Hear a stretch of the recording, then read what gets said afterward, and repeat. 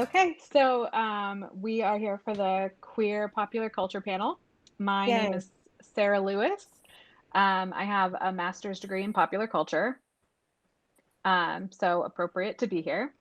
I'm going to do a quick bio rundown and then we can start the show. Julian Winters is a best-selling author of young adult novels, Running with Lions and How to Be Raimi Cameron. Running with Lions is the recipient of an IBPA Benjamin Franklin Gold Award. How to Be Remy Cameron received a starred review from School Library Journal and was named a Junior Library Guild selection. Julian currently lives outside of Atlanta, where he can be found reading, being a self-proclaimed comic book geek, although you don't choose between DC and Marvel, so that's a thing. Yeah. Never gonna get it out of me. Never. So, or watching the only two sports he can follow, volleyball and soccer. His novel, The Summer of Everything, was supposed to be released in August 2020, but is now pushed to September 8th because of the dumpster fire that is this summer, right?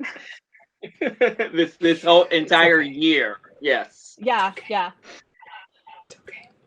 Lev Rosen is the author of books for all ages.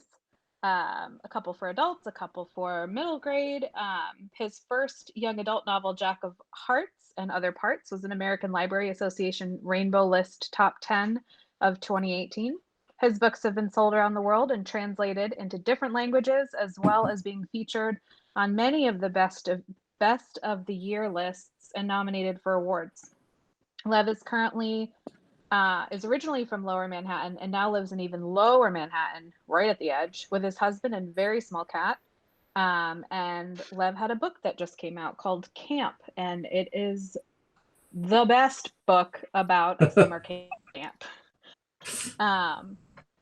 Yeah, it's I'll amazing take it. and super horny and just perfect. And then we have Elle McKinney, writing as Elle McKinney, is an advocate for equality and inclusion in publishing and the creator of the hashtag What Women of Color Writers Hear. And that is a whole load of bullshit. Just all of it. Just following that hashtag. Oh boy. Elle is also a gamer, blurred, an adamant Hey stan living in Kansas City. She spends her free time plagued by her cat, Sir Chester Fluffmeyer, Boop Snoop Purrington, Wigglebottom Flooferson, the third Esquire, Baron O'Butterscotch, or hashtag Search Chester for short. Her works include the Nightmare Verse books, starting with a Blade So Black trilogy, and an upcoming graphic novel for DC featuring Nubia, Wonder Woman's twin sister. So ridiculously excited for that. And then we have Sara Farizan. She is an Iranian-American writer and ardent basketball fan who was born in and lives near Boston. The award-winning author of If You Could Be Mine and Tell Me Again How a Crush Should Feel. She has an MFA from Lesley University and a BA in Film and Media Studies from American U. Here to Stay is her third novel. All right, so queer popular culture. I feel like we should start off with favorite fanfics and why. Oh gosh. Because I see that, Julian, you wrote fanfic when you were a teen, right? Teen, adult, who knows where I was in life. Yeah.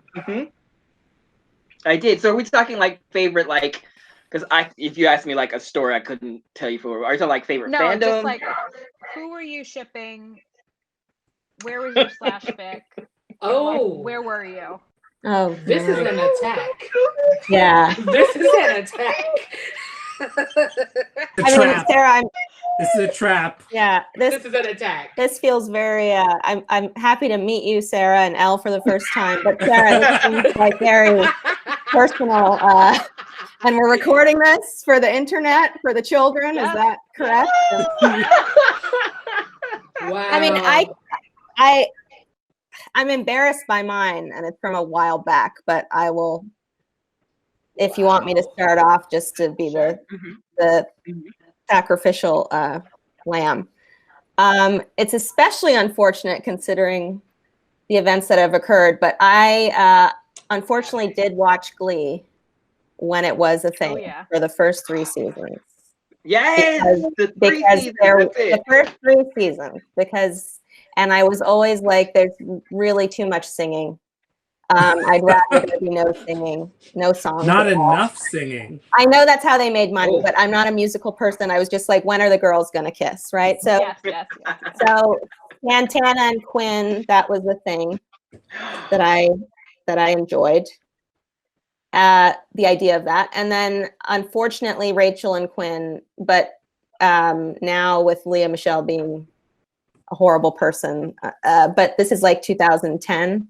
Yeah. Right. So, but yeah, something about that dynamic of, and there was one fic where Quinn was like, happened to be a dancer at a Vegas strip club, and Rachel was a pop star who had anxiety, and that's how they met up again, and I'll leave it at that. Nice. And that's very shameful. Now I've opened up to all of you, and I hope you will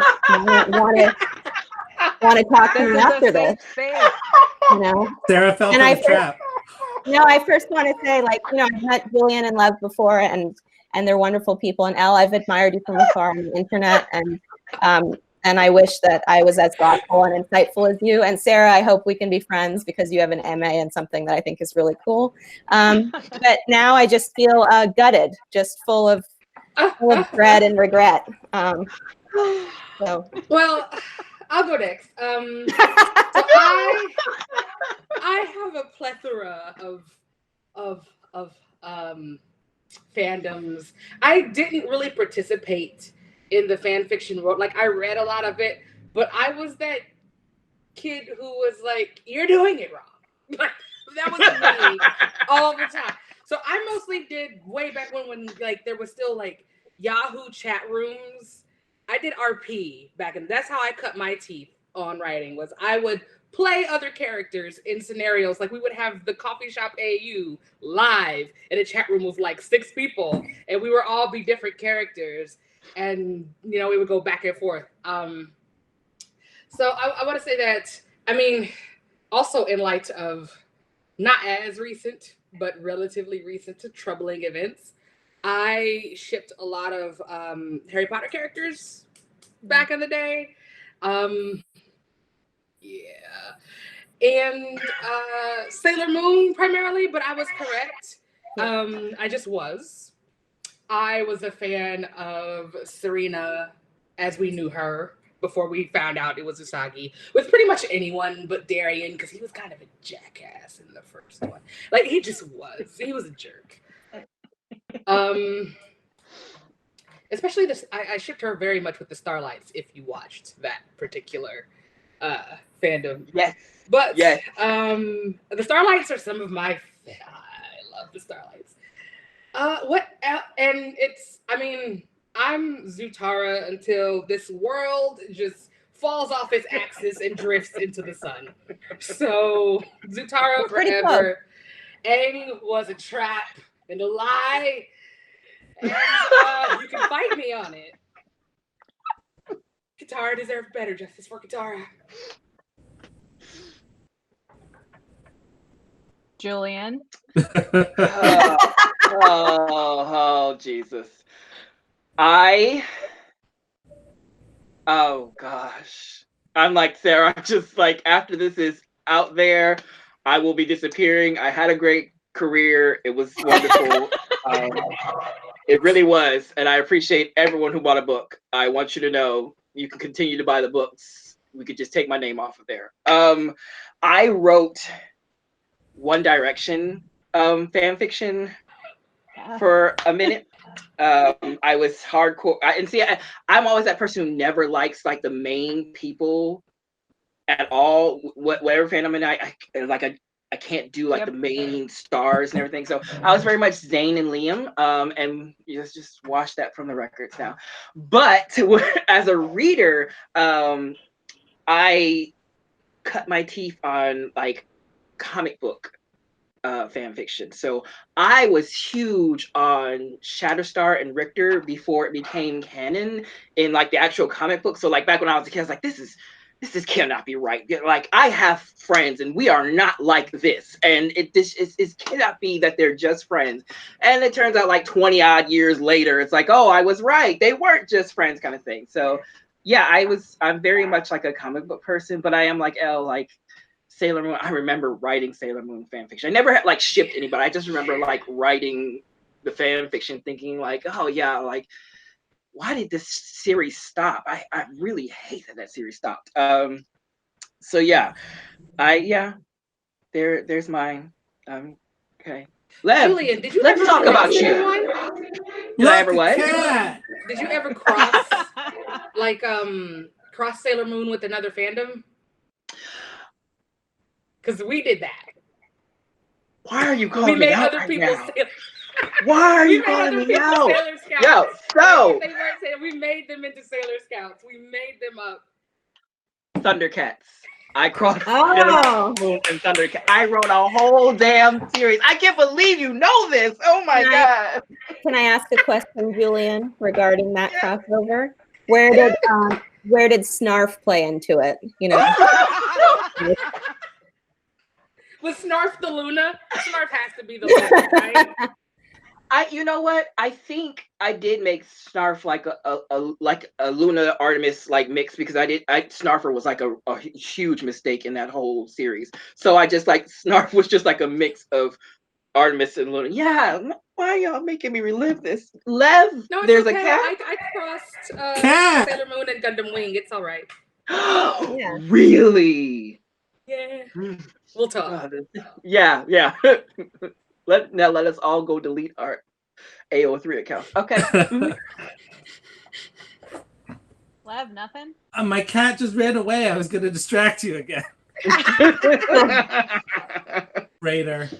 We all answered, Lev. Come on. I know. Okay. So the first fanfic I read, I was introduced to by a college friend, and this will probably date me a little, but she definitely wrote NSYNC fanfic. So that was the first stuff I read. Yeah.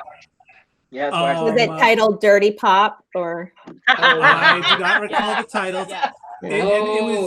It was definitely like very gay, like orgy-esque kind of stuff, which I didn't expect. But Well, there are 5 of them, you know.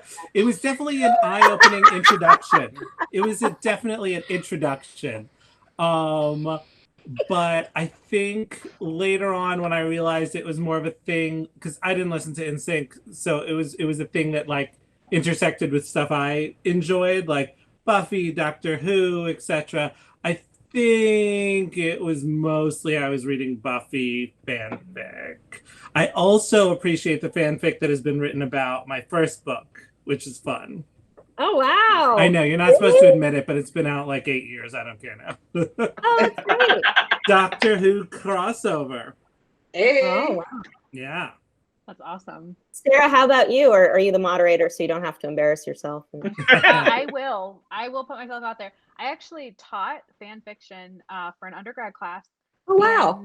And taught slash fiction to a bunch Oh, of cool. kids from rural Ohio. Oh, Oh, So, well, because I eye-opening felt like experience. that was my fan fiction for me as a queer kid going to an all-girls school.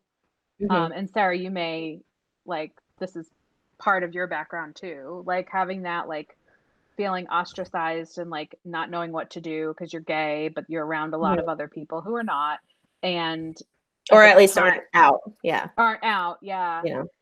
And fanfic is where I found like, oh, these stories that I already like can be like made in a way that I fit in. I have a piece there. I exist in that universe.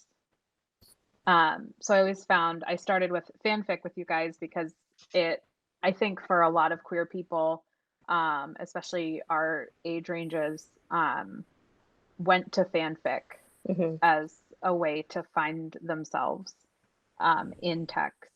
I was a huge fan of, and still am, of Stargate fan fiction. Okay.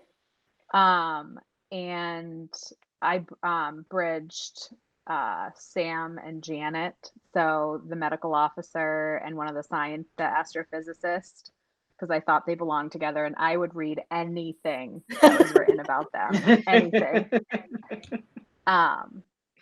But yeah, fan fiction and just hearing all of yours, like everybody lights up, and it's funny and it's weird because you know what you read, like you know what you're reading, but it's always a way to find you in a text. So going along those lines, what queer texts do you read now that you wish had been there for you when you were growing up? Oh gosh. Julian Winters. Yeah. What? Are we talking like books? Books, art, music, all of popular culture. Like, oh my gosh, I'll Yeah. be here forever. Let's see, like books. I could go for a long time on books. So I won't do books. I will say that there are a lot of great books coming out, and that have come out recently that have really like sitting on my bed crying because, you know, I didn't have any of that growing up, and I don't know, it transports you back to a place where it's just like, I wish I would have. But at the same time, I'm thankful for the journey that I went on because it made me write the stuff I write. So I'm not gonna do books. I will say, like graphic novel wise, like I love. Oh gosh, what am I not loving? There's a graphic novel called Bloom that came out last year that I absolutely adore because it's like the sweetest, cutest thing ever. I love Check Please, but I also love like Young Avengers. Anything involving Wiccan and Hulkling, I am 135% there for. But I also love like the team in general. Like you never, like, it's before it's like, oh, you just know this is the LGBTQ character, and you never know because like 6 issues in, you find out like, oh, Kate Bishop, oh, you're doing that too. Oh wow, stop, you know. So I love what they've done with Young Avengers. I really hope they, you know, bring that team back together in some way or form because I thought it was just a great dynamic. Music, like if I had people like Grayson Chance and Troy Sivan and like all those artists growing up, just hearing, you know, a boy sing about being in love with a boy, or, you know, a girl being in love with a girl, or anyone, just like anything but the normal heartbreak song where it's just like, oh, that's so lovely, and it's so about two boring straight people, I would have been felt like so much better. So a lot of that I truly enjoy. I love Yuri on Ice was like the best thing that happened to me last year. I know I was late to the party, but I'm glad it came around. I just finished Love Victor. I haven't finished crying, but I finished watching all 10 episodes, and it was wonderful. It was so great to see a person of color in a starring role, and just like the way it just broke down these different parts of life, where it's just like, you know, we get these stories and it's always from some, you know, rich, entitled, you know, white person's view or something like that. And just to see like the hardships of family and sexuality and dealing with friendships and whatnot, it just meant the world to me. So those are some of the more current things that have really hit home. Elle? I am mostly doing like TV shows right now because it's one of the easier ways to consume storytelling in the midst of the world being even more on fire and trying to also meet deadlines. I really did enjoy She-Ra. It was a lot of me fun. too. Yeah. She-Ra was so much fun. I have my criticisms, of course, because there's always something. And usually it's something along the lines of, you did this particular, like you were so focused on this particular representation, you ignored, or not necessarily ignored, but the intersection of queerness and like race, or queerness and disability, or all three just sort of slipped through the cracks that should have been shored up by 2020. We should be discussing new issue, you know, how you go to the doctor and you have a general pain, and then they give you something to treat that pain, and now you find a more localized issue that's going on that you didn't know was happening because the generalized pain was just too much. We should be dealing with the more localized issues regarding representation at this point, having shored up the generalized problems, but we're not there yet. We're still like the problems that we had with Steven Universe, while they didn't happen as much in She-Ra, still popped up. So Steven Universe is another one that I really enjoyed. I have mixed feelings about Steven Universe future. So many mixed feelings. I'm not crazy about that one. What else? I am Castlevania took an interesting turn for me. I really enjoy Castlevania overall, but then yeah, that's another one where it's like, I like the thing, but let's have a conversation. Pretty much anime that's out right now. Like if you watch anime, chances are you're gonna run into something. I'm not caught up on My Hero Academia. Please don't crucify me. I don't know how far behind I am at this point. I don't know. And video games. I love video games. I still play Dragon Age Inquisition over and over again. It's one of the better ones for its complications.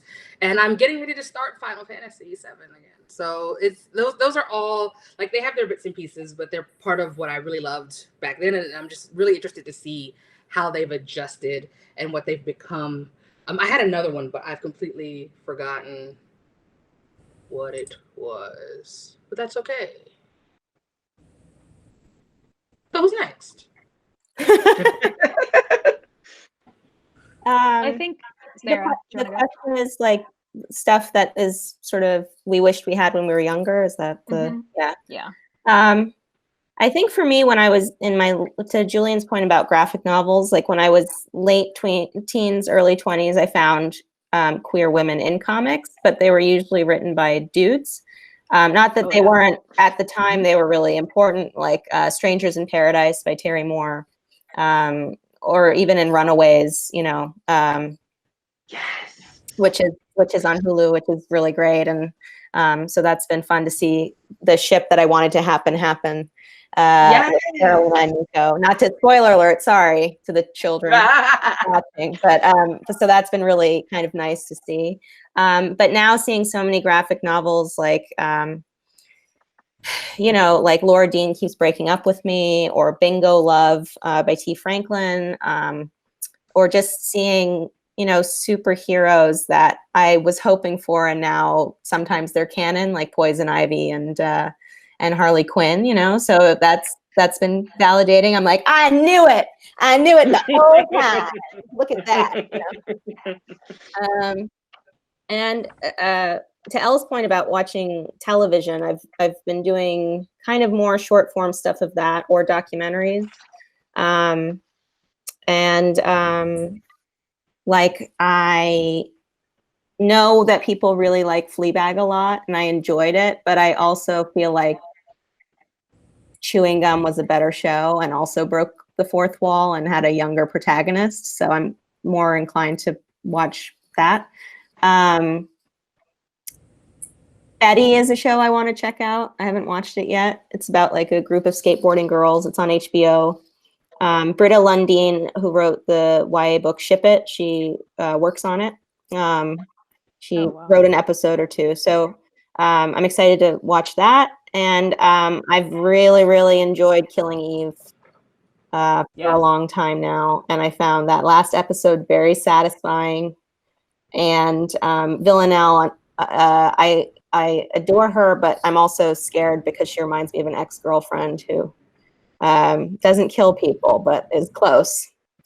That you know of. And yeah, that I know of. She lives in Jersey. But anyway, it's fine. So far apart. But yeah, it's really validating to see that there's more stuff. There's still room for more. I'm not saying that, Mhm. you know, well, we've cracked it, you know, but it's nice that there are more options, that there are different creators that are able to have more of a mainstream platform than we've seen. I think there's still super room for more. And I'm excited to see like more queer Muslim characters in books. Which is great. And then you don't feel like you're the only one in the village, right? As a kid, you feel that way. And then as you get older and you're creating that stuff, you're like, I'm not the end all be all. I am one voice. We are not a monolith. And my stuff is going to be problematic too for someone else. Do you know what I mean? So it's nice having more so that there's options, right? There's not like well, you're the only one around, so I guess I'll just read that and be disappointed or not disappointed, depending on if you like the content or not, you know? I'm trying to, I have a tendency to like really fall back on nostalgic things. So like things that I enjoyed when I was a kid. But now as an adult, I'm revisiting them because they have time and like can still enjoy it, but be like, I see why this is not great. And nostalgia, as much as it's fun to go back, there is the danger of having it sort of romanticized and like, wasn't it great back then? Be like, yeah, that, you know, some things were fun, you know, but a lot of things weren't for a lot of different people. So I think dissecting those things. And I've also been watching things for the first time that are new to me that were a thing, but I never watched it. Like I watched Point Break for the first time, just to be like, what's the deal with Patrick Swayze and Keanu Reeves and surfing and what's that about? And that was a trip. And in the hands of a lesser director, like Catherine Bigelow directed that, but I was like, what is happening? They're bonding over the surf, but they're bank robbing, and it's a lot. So that was a long answer, but I'm having so much fun. So thank you. What about you, Lev? Oh yeah, me. I wasn't kidding before when I said Julian Winters, but I agree with Julian. If we can start naming books, it's just going to go on forever and ever. Yeah. I will second Dragon Age Inquisition, which is not super recent, but is very good. I love video games. I play video games when I was little, like constantly, and what I really love seeing is there's a lot more queerness in video games, not just in the sort of more indie stuff like Dream Daddy, but now we have these queer options in games where you create a protagonist.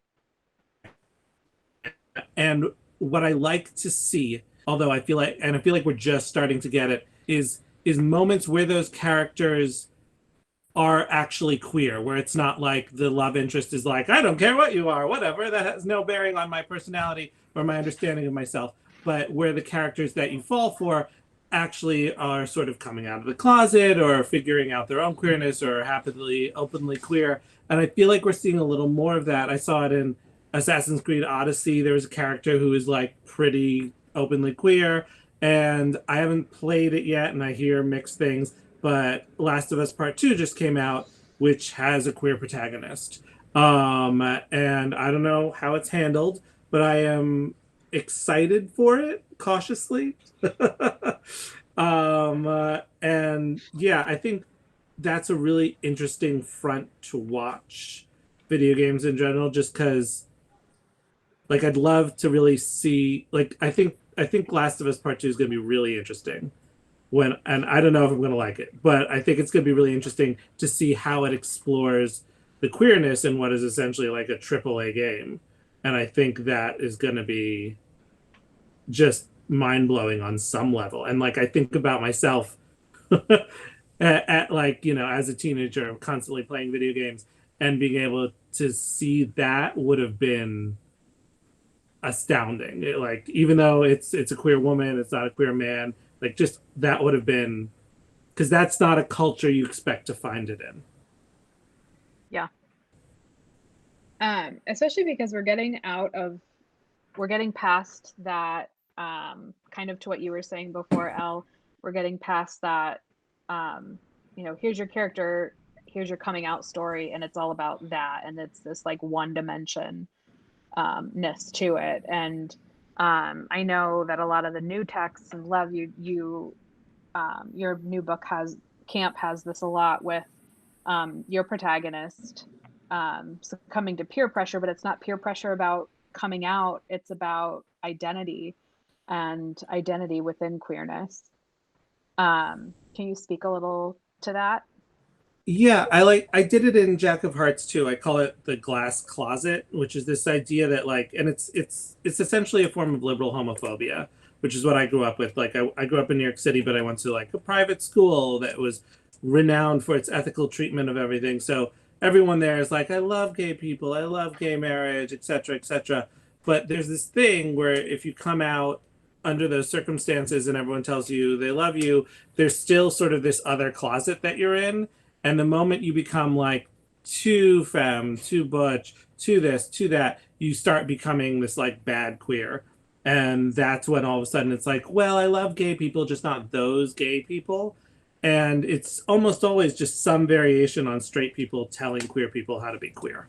And that is, you know, that's a sort of homophobia that I like seeing addressed more, just because I feel like a lot of audiences, especially straight audiences, who are the ones who really need to confront that, straight audiences tend to just hear homophobia and think, oh, gay bashing. Like, these poor people, they get beaten up. Even in, like, really contemporary narratives, like Sex Education, like, they felt a need to beat that kid up in this first season. There was no reason for it. It didn't add anything to the narrative. It was just part of this cycle of narratives of gay bashing. And like, that's what homophobia is. And this is what happens when you act too much like this. And then you can reclaim yourself. Yay.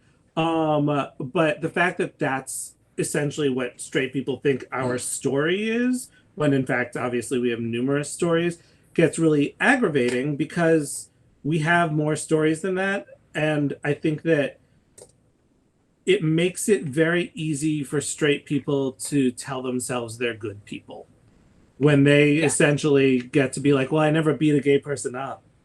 Like, you can still be homophobic. Wow. Good for you, never beating up a gay person.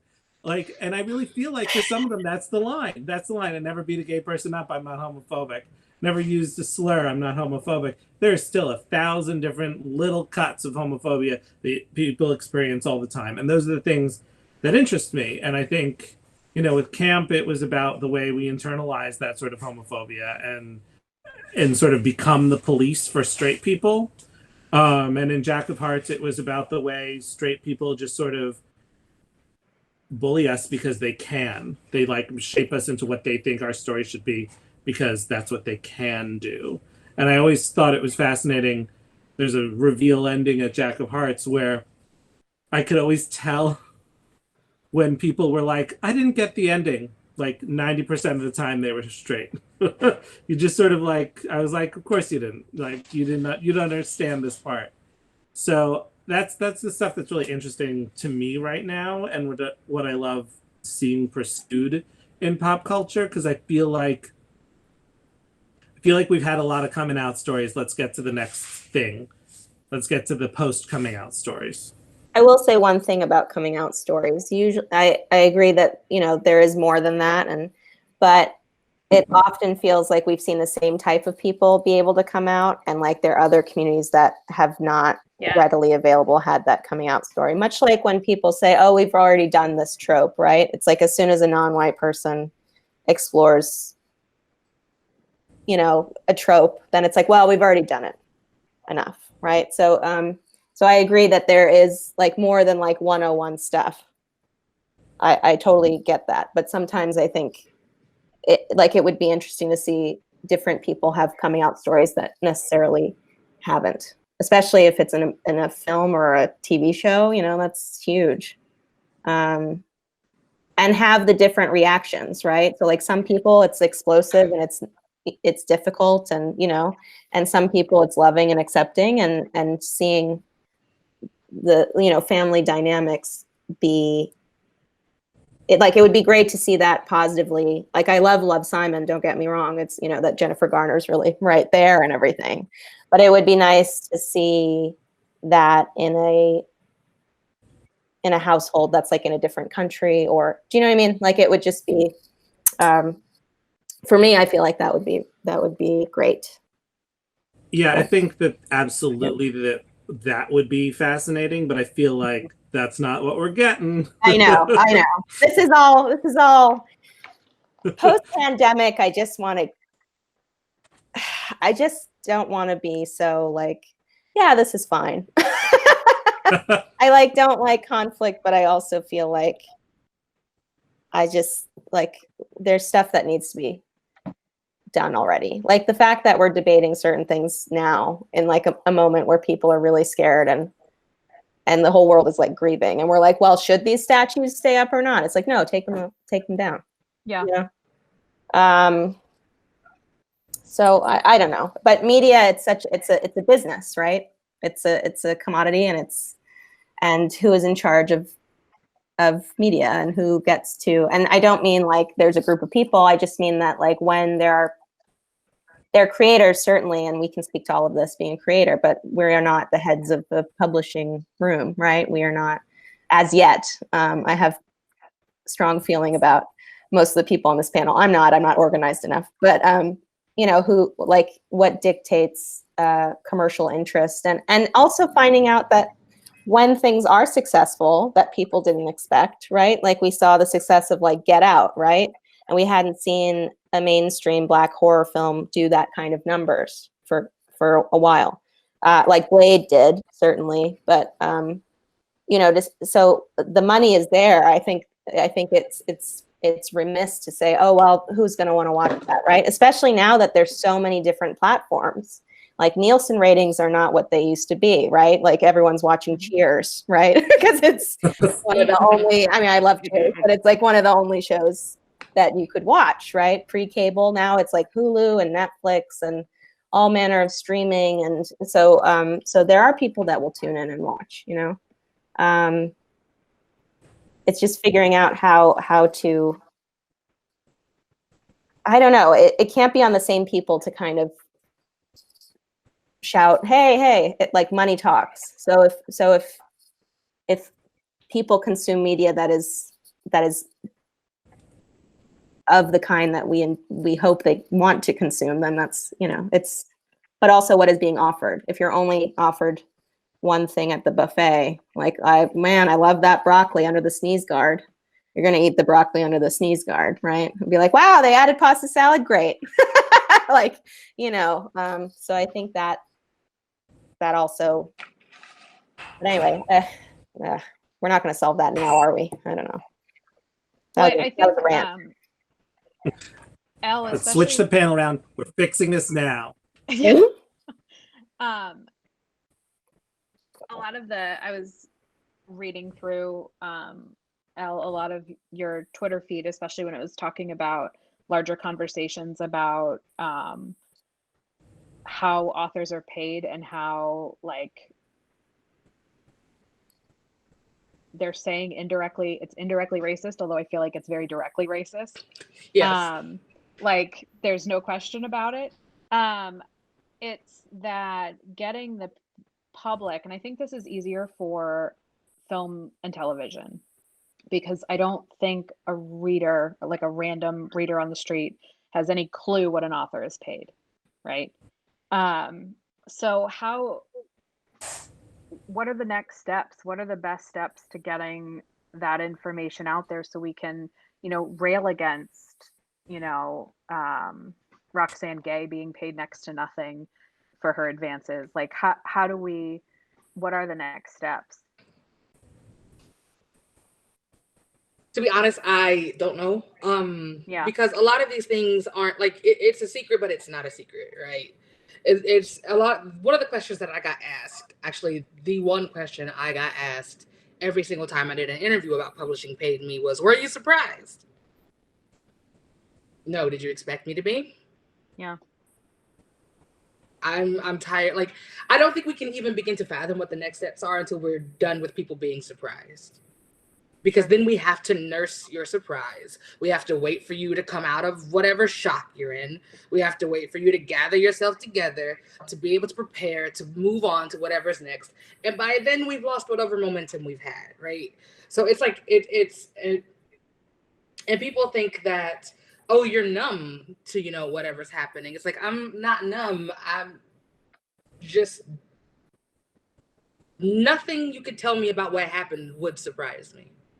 Short of somebody murdering somebody in a suite in the Macmillan building or something like that. Like, you're not gonna shock me with what goes on in publishing, or anywhere else for that matter. So while, because, you know, right now there's, you know, data collection happening, and then people are like, okay, so once you have the numbers to support what you've been saying, now that you have the proof, you know, what do you do next? And it's like, so far, the only thing that has definitively worked is when you have the proof is burning it down, because when we had proof with other issues, like video proof of the thing that happened, it still wasn't enough.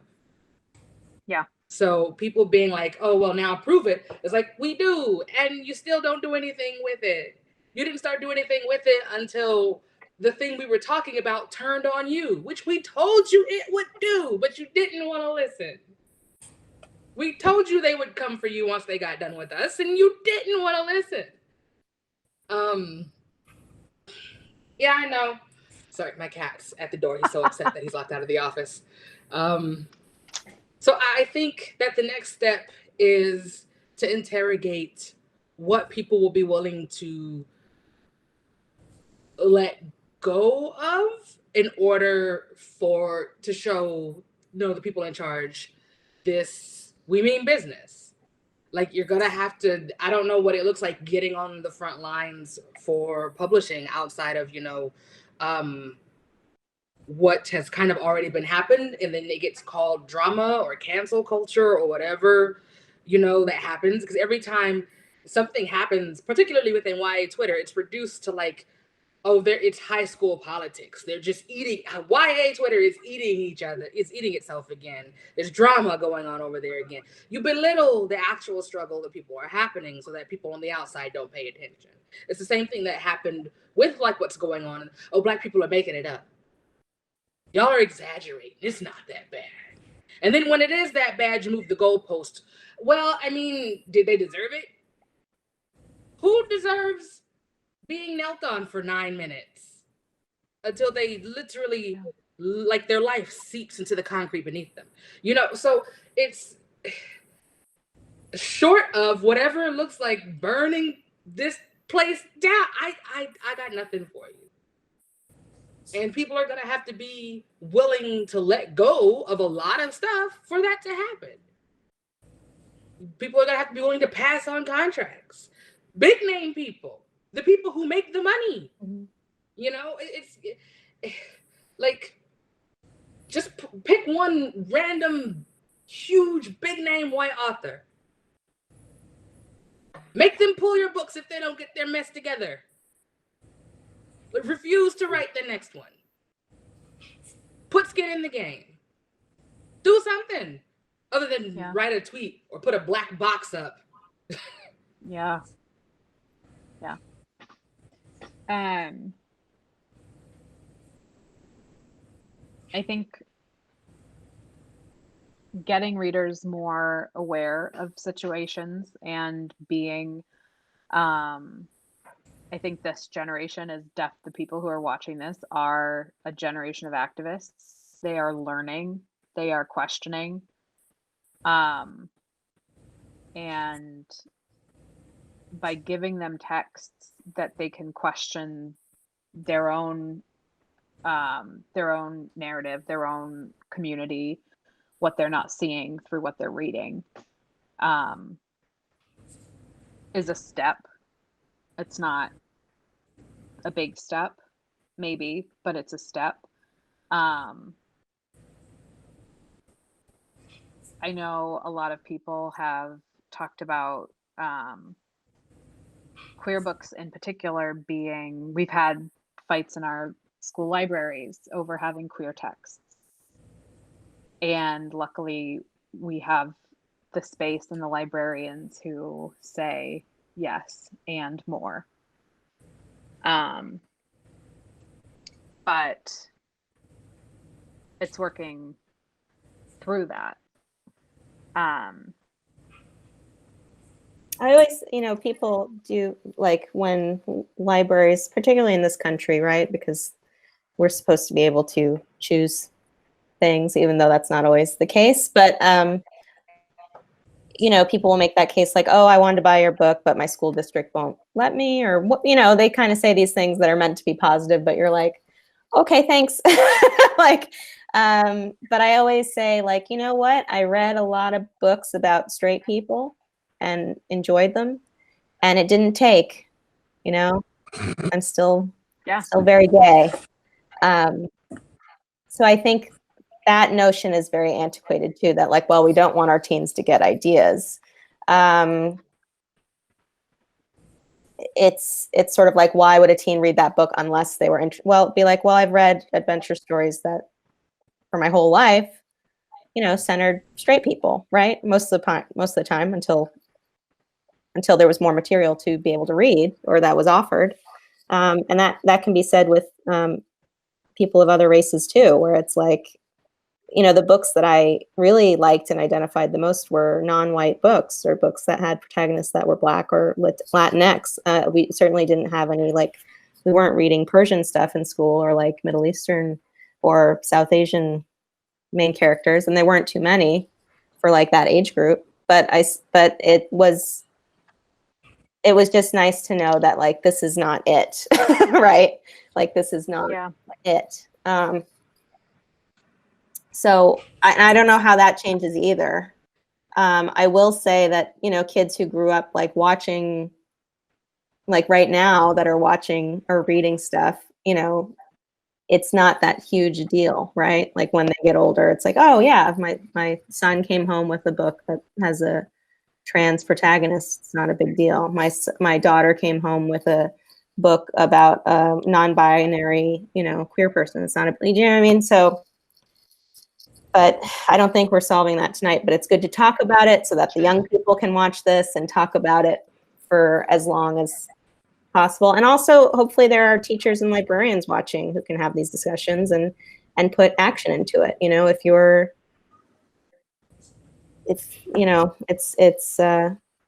It's an ongoing thing. I think with like the black square that Elle mentioned, at first I put it up because I was like, yeah, it's important. But then half of the day I realized, like, and I read like what was going on Twitter. I was like, what is this black square actually doing? It's not doing anything. Like, if you're linking to like a mutual aid fund, that's doing something.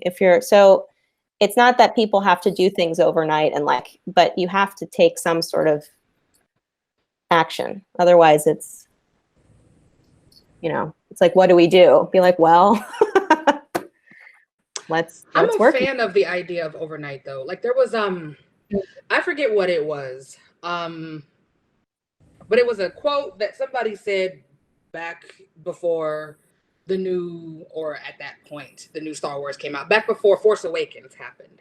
I forget who it was, where somebody, and I'm paraphrasing, where it was like, if J.J. Abrams said no Star Wars until this happened in politics, then geeks would un-F this country by Comic-Con. Like, that was the quote.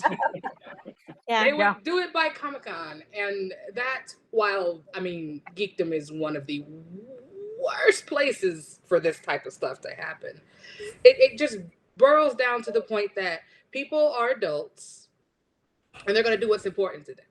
Like, if publishing really cared, it could be changed drastically starting next month. It could happen. You could go right now, hunt down the books in your acquisitions folders, agents, in your acquisitions folders, editors, find them, represent them, shop them, buy them. And this time next year, the shelves could look drastically different if it was a priority. But it's not.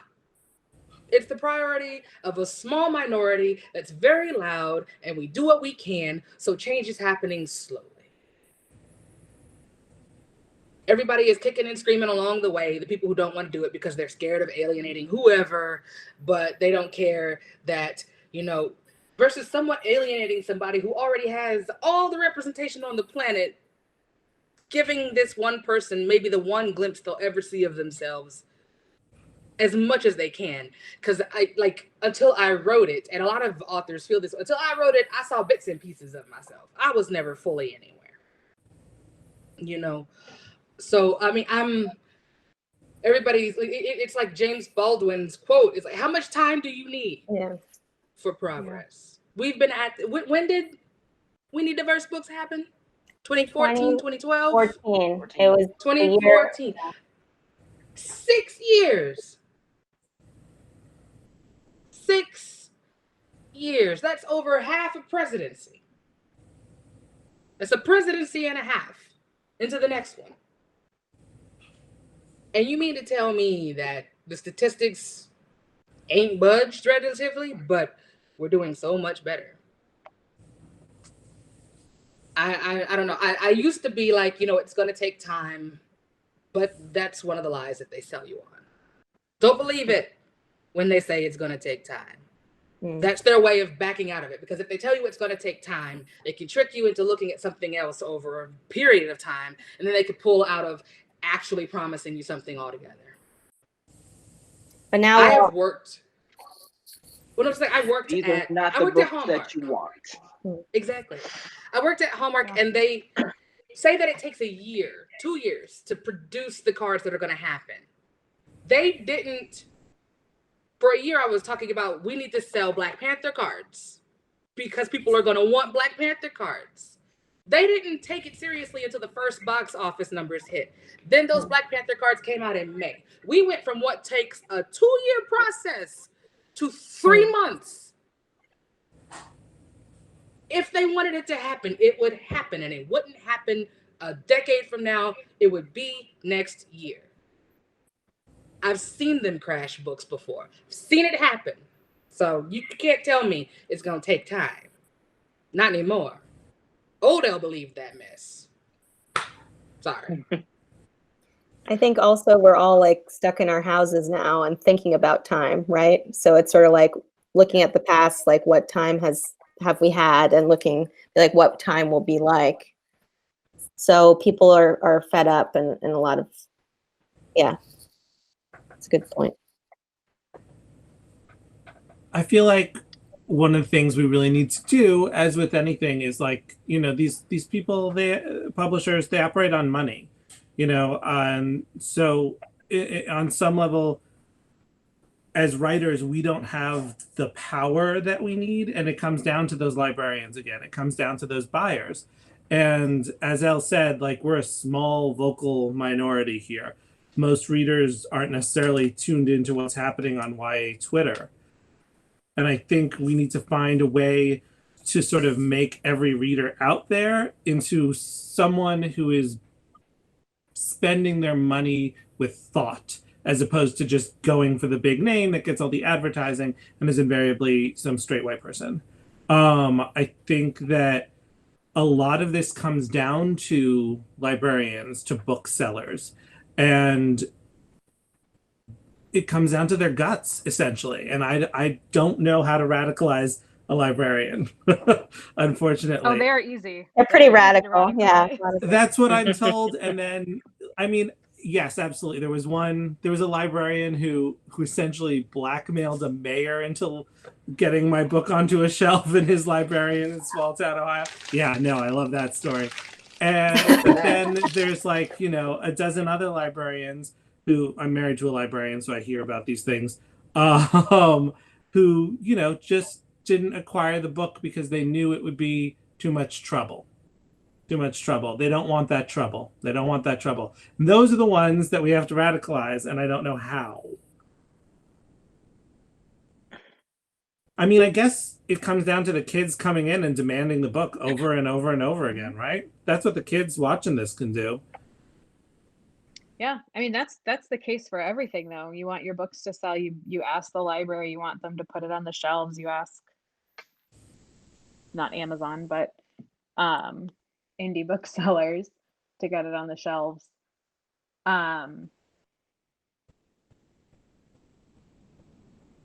Do you, and this is kind of the last deeper question that I want to ask, just because it was supposed to be a light and fluffy panel and we got real. I think it's good to know that there's room for both, you know? There is, yeah. Yeah, there has to be.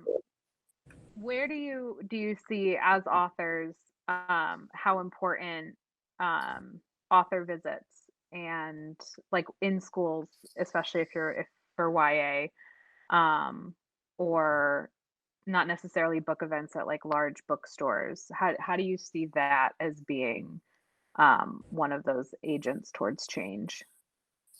Well, one thing I'll say is not everyone gets the opportunity to do that, Sure. particularly if you're writing queer books, and how the publisher decides to promote you or not. So that's one thing that's like, if you have the ability to, and I have had the fortune to do that, and that's great, being invited somewhere. And but there are a lot of queer authors who are writing stuff and don't necessarily get to do that, right? Because which school is inviting them? How did they hear about the book? Which store are they? Does the bookseller be like, oh, I've heard the buzz on this is great, because they're reading a magazine, but maybe that book isn't in the magazine, right? Or it has a smaller profile. I think it makes a huge impact, like in that there are going to be kids in that school that aren't out, and there are going to be kids in that school that are out. So I've seen both, where like a GSA has invited me, and that's been really great. Like, they're an LGBTQ club, and that's been really great, because those kids feel like really affirmed and like, oh, here's an adult like getting to create stuff, and like, you know, so that's great. And also the alternative of like being asked. In 2015, I got the good fortune to go to Australia, which was huge, for a conference called Reading Matters. And the schools I went to in Brisbane for school visits with Will Kostakis, who was not out at that time, and he's Australian, and we did tours together. And so Will is really great at school visits. That's like how he makes majority of his living, and his books are great. But the first school we went to was like a Catholic all boys school. And they came up to me, and Will's book wasn't queer at that time. Mine was. That's all I had was queer, right? and the librarian was like, thank you so much for coming. This is great. But if you could just not bring that up, because the parents would not want that. And my whole presentation was a lot of that. So I talked more about cultural stereotypes, or trying to, like, I was just winging it. Like, okay, like, what do you guys think of America? And they were like, it's racist. I was like, yep. What else? Like, you guys have a lot of guns. Yeah. Anything else? It's like, oh, buffets. And I was like, okay. And then talked to the people that were taking me to other places, and they said, you just be yourself. So we went to another school that had, you know, it was co-ed, and like, there's a big Aboriginal community there, and I did my sort of queer talk, and I had people reach out to me years later being like, seeing that talk helped me come out. And then Will, when he came out, was like, seeing Sara on that, we did those visits together, showed me the impact of that, which was really, you know, emotional and great. And it's not that, you know, a person will come out when they're ready, but I think the idea of like, you're going to these spaces and talking with people who maybe they just, you know, and it's not about me, right? It's not about anything to do with me. It has to do with people being able to talk about it, you know, and so it's impactful. But I think it's what I have liked about this time. I mean, there's not a lot to like, but that we're able to do these kind of panels, and, you know, who knows how many people watch, but that it's more accessible for people to come, you know, like, it's more accessible for people to come and do a panel, like all these, like, oh, book con, book expo, like, those are great and wonderful. And but it's so nice to be like, well, why don't we have people who don't normally get to go to that? And since we're all doing virtual stuff, like, you know, make it kind of so kids can interact that way. I don't know. All right, so to wrap it up, I am just going to ask everyone to give, let the people listening give them a good list of things to read or watch, to take away from all of this. So, what can you recommend right now, Julian? Oh gosh, it's pressure again with these. Like I am in my upper 30s, so my memory's not there anymore. Oh gosh.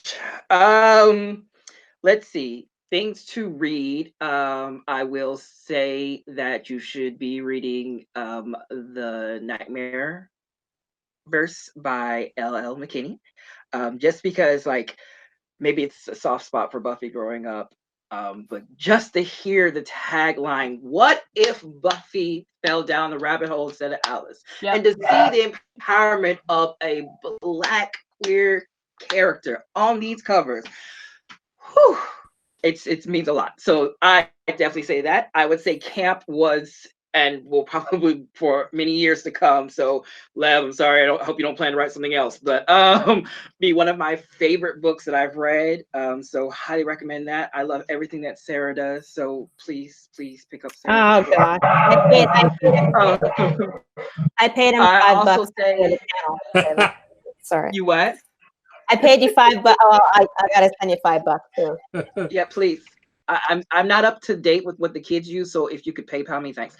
Okay. So no, but like then there's a lot of great stuff coming out. Darius the Great Deserves Better by Adib Karam. I highly recommend that people pick that one up. There is a book, Who I Was with Her by Nita Tyndall, that's coming out. Oh my gosh, it is so good. Cried so hard. So loved every moment of that. That's coming out in I think September. Cemetery Boys, Aiden Thomas. I would feel remiss because I am nearing the end of it, and I have like legitimately put down and not picked it up for 5 days, so I don't want it to end. So that's really great. Book wise, watching wise, again, I said Love Victor is really great. Schitt's Creek, obviously, if you haven't watched that, I mean, sit down with your family, your friends, everybody watch that one. Yeah, I think those are like the major ones for me right now. I think I've already said quite a few other ones. So, yeah. Elle? Oh, Elle, you're on mute. Oh, mic's off. Sorry. I'm so sorry. Because he started like pushing up against the door and rattling it because just crying wasn't getting my attention. So he does this thing where he like slams against the door. So I muted it so you wouldn't hear that. I was saying that I don't think I'm trying to think of stuff that we did because we mentioned a lot of stuff earlier and we're mentioning stuff now. Of course, it just came out. I haven't gotten a chance to read it yet, but You Should See Me in a Crown. Yeah. Just dropped. Goodness gracious, so many things just dropped. Don't ask me. I also don't know half of like it's that thing where if it's not in my face, I forget it exists. Everything that I said earlier, just go and rewind. Yeah. And all the things that I talked about watching and playing. Re-up your Netflix and Hulu. Re-up that, yes. I want to, because there's another one that I loved, and then we got to like the last couple seasons, and I finished it because they had me. So you can go in and have fun, but beware that they will betray you. It is Voltron. It will betray. I had so much fun. Anyway, I'm not bitter about it at all. But it is a good case study in prolonged, like having the bag and fumbling it, like just at the finish line, fumbling it. So sometimes watching these things is a good study in what not to do. What else? I can't say movie because nothing like what even are movies? Do we even have movies anymore? We don't. Trolls World Tour, which boy oh boy, just movies. I don't know movies. Because we don't have any, Elle. We don't have any. We don't. They all got pushed back, or they're all releasing. Like, and it's not the same. I miss movie theater. No. Jeez. I can't think of anything that hasn't already been mentioned in some capacity. I'm sure I'll think of like 80 million things after we're done. Lev? I read Julian's next book, Summer of Everything. Oh, It's God. very, very good. When is that coming out now? September. September 8th. September. Okay, Yeah. that's pretty soon. Yeah. Everyone, we're Definitely all pre-order coming out. that. Literally and Definitely pre-order figuratively. that. That is very good. Nope. I just got Tom Ryan's new book, which I'm looking forward to. I hope you're listening. Yeah. I feel like I want to second what everyone else has said. Oh, you know what? That has some queer rap is the new Star Trek shows. I am into them. I know they are more controversial. I thought Picard was very good, even though like the queer rep was 100% just sort of like two people maybe holding hands in the background at the end, and I'm like, that's not queer rep, guys. Don't. And they were all like queer representation. You can have that, but you can't make a big deal out of it. Like those are the rules. Like make a big deal out of it later if they actually have queer representation. But and Star Trek Discovery, which does have queer representation, that was growing up as a Star Trek nerd, that was pretty exciting. That meant a lot to me. But yeah, no, there's what else? She-Ra was good, but not perfect. What is? I am very much looking forward to Darius the Great Deserves Better. And yeah, I'm gonna give it to Sarah now. Some YA books that are on that I have read and are on my to be read pile. So You Should See Me in a Crown by Leah Johnson. Adib's Darius the Great Deserves Better, and also How It All Blew Up by Arvin Ahmadi is coming out this summer, I think, or I don't know if it's been pushed. Also, The Mermaid, the Witch, and the Sea by Maggie Takuta Hall, if you like high fantasy on the seas with queer folks. There's also Late to the Party by Kelly Quinlan. And I want to read The Stars and the Blackness Between Them. So I'm excited to read those. Some of them I've read and some of them I haven't. For music, I really loved that Fiona Apple dropped Fetch the Bolt Cutters. Yeah. I don't know that she is queer, but I don't care. I just love her so much. I've also been listening to the Batman Forever soundtrack. Hey, I'm not mad at it. If I was in my living room, I could grab my copy. Yeah. Baby, kiss from a rose on the grave. For film, it's been nice to check in on stuff that I've never seen before. So I'm watching a lot of Turner Classic Movies, and I recently watched this documentary called Horror Noir, which is about the history of Black horror films.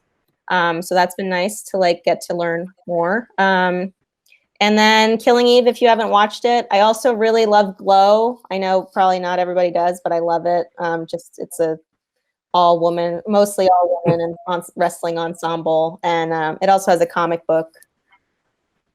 And another thing that a guilty pleasure, problematic fave is I love the Karate Kid movies, and so Cobra Kai on YouTube is a delight because it has. I'm not saying it's perfect at all, but it has some really just you're like, wow, okay.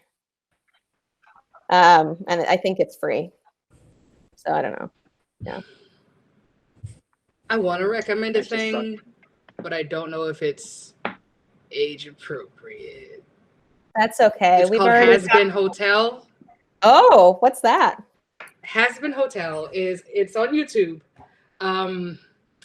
It was a pilot episode. It was put together by just no studio attached. I've watched it like 80 million times. It's only one episode. It's out there. And it's about pretty much the princess of hell starts a hotel with her girlfriend. And it's to rehabilitate sinners so they go to heaven because hell has an overpopulation problem. And it's ridiculous. It's all kinds of like wrong. It's like,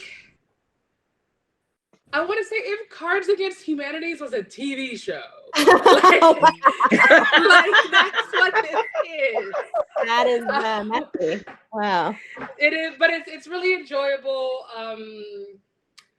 If you go in knowing that it's supposed to bring a lot of problems that happen in these shows to the forefront, to be like, hey, this is an issue, you know.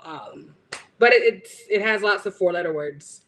The 4-letter words are mostly why it's like supposedly not that great for the younger of the children. But I greatly enjoy Hazbin Hotel, and it has multiple good characters. You should go watch it. It's great. It's got music and singing, and it's wild. It's wild.